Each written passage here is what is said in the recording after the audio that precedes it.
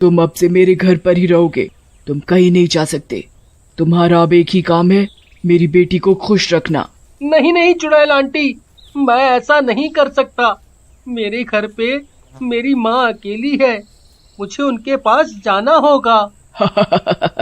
नहीं, मैं कुछ नहीं जानती। मैं तुम्हें मार दूंगी और तुम्हारी माँ को भी। चलो मेरे साथ वापस। अगर अपनी माँ को जिंदा देखना चाहते हो तो कुछ दिन मेरी बेटी को खुश रखो। भोला बहुत डर जाता है।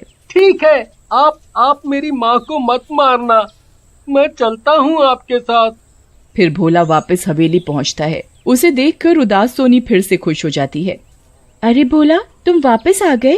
तुम मेरे साथ दिवाली मनाने आए हो ना? हाँ वो अरे हाँ, मैंने सोचा तुम अकेली हो तो मैं कुछ देर तुम्हारे साथ ही रुक जाता हूँ। फिर दोनों खेलने लगते हैं। कुछ देर बाद, अरे भोला, क्या हुआ? तुम चुप क्यों हो?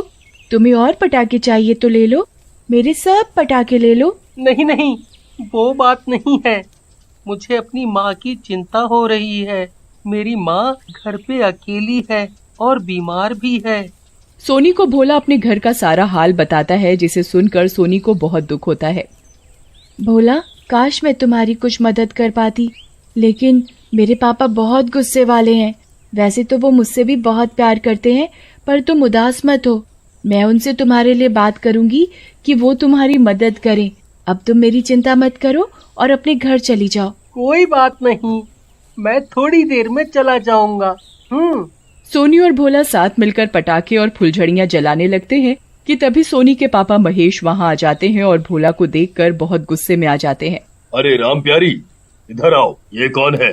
साहब, वो मुझे नहीं पता। तुम इतनी लापरवाह कैसे हो सकती हो? किसी को भी घर के अंदर घुसा लिया। सोनी डर जाती है और फिर से रोने लगती है। पापा, इसे मत डांटना, ये मेरा दोस्त है, मेरे साथ खेलने आए हैं। तुम इसे जानती भी नहीं, एक अजनबी को कैसे घर में आने दिया?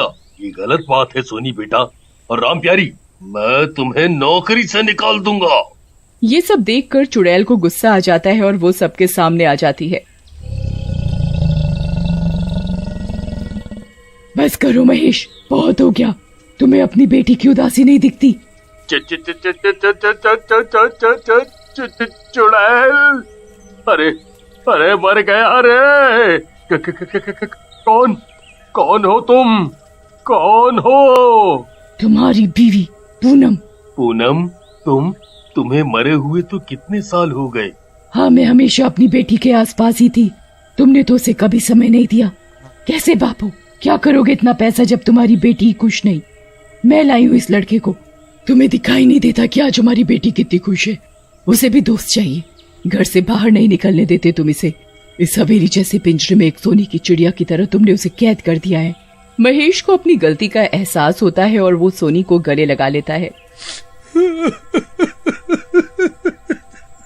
मुझे माफ कर दो मेरी बच्ची, मुझे माफ कर दो।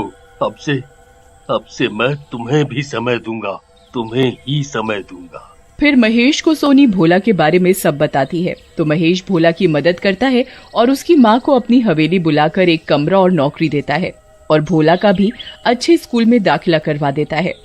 फिर सब लोग मिलकर खुशी खुशी दिवाली मनाते हैं। चुड़ैल सोनी को गले से लगा लेती है। महेश, अब मैं चैन से मुक्त हो सकती हूँ। हमारी बेटी का हमेशा ऐसे ही ध्यान रखना। इतना बोलकर चुड़ैल गायब हो जाती है।